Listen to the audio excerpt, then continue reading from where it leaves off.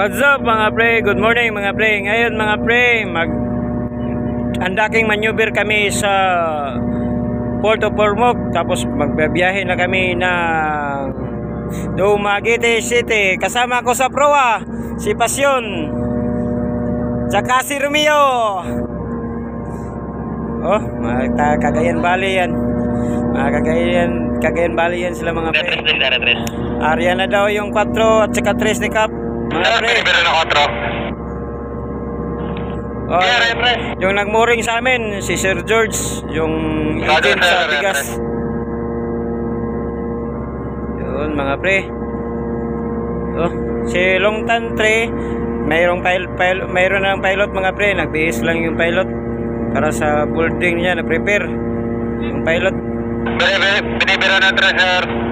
Alala ko ng kapten. Ay! Sir! Uno na! Arya uno! Oo, uno!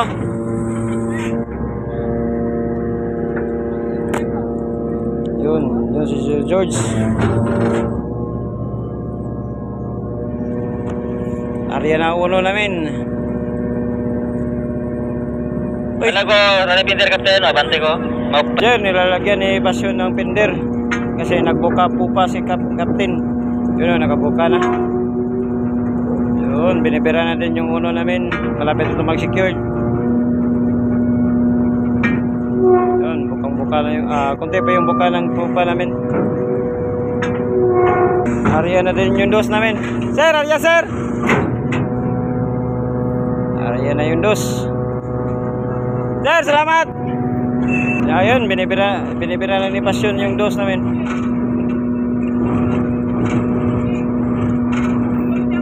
Tapos secure tong dos, engage yung dalawang kadina ka nga pre, engage namin para di pagandiro di malaglag yung angkla. Ang sure ball mga pre. Yun, naka-atras na si Kapitan. Bye-bye Ormoc City. And we will go to Dumaguete City. City pa rin mga pre. Tara mag-unload ng Princess Mia na mugas na bigas. Oh, nandun pala si Fortune Legacy. Yan, yung walang ilaw mga pre, si Fortune Legacy yan. Tapos yung may ilaw na puti-puti, si Longtan 99 yan mga pre. Yun, malapit na kaming yung proa namin mga pre, malapit na mag-abim dito sa pinakakanto para safety na yung barko at saka libre na yung barko. Si Queen of Charity nandun pa lang mga pre, di makita mga pre kasi malaki si Longtan. Naka-standby engine na din sila. Tapos kalandar din makina. Tapos para Dumaguete din yan sila. Oh, magkasunod lang to. Yun. Ang docking down din si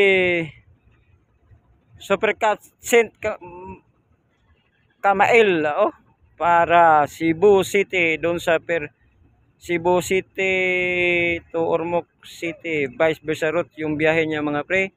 Doon sa Uno yung dadaong siya. Yun. Shout out MB Saint Michael, ingat sa biyahe mga kabaro. Mabilis din yan tumakbo mga pre, nasa 22 knots to 24 knots si MB Saint Michael. Oh, yun. Kalmado yung dagat mga pre. Oh, okay. Hanggang dito na rin yung vlog ko mga pre. At see you sa duty ko 12 to 6 mamaya. Magbablog naman tayo ulit.